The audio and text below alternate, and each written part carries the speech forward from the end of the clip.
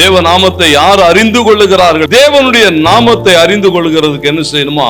ரொம்ப பிரயாசப்படணும். ஆண்டவர் பேசுகிற போது யெகோவா என்னும் நாமத்தினாலே நம்முடைய ஜனங்களோடு கூட இடைப்பட்ட போது அந்தந்த நாமத்துக்குரிய வல்லமை வெளிப்படுகிறது.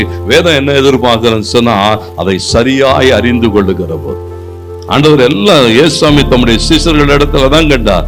ஜனங்கள் என்னை யார் என்று எல்லாம் சொல்லுகிற போது ஆண்டவர் சீஷர்களை பார்த்து சொன்னார், நீங்கள் என்னை யார் என்று சொல்லுகிறீர்கள்?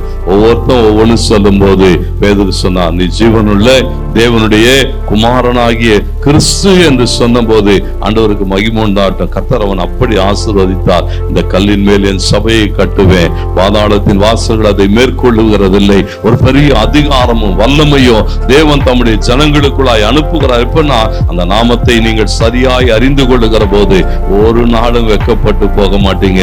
ஆச்சரியமாய் நடத்துவார்,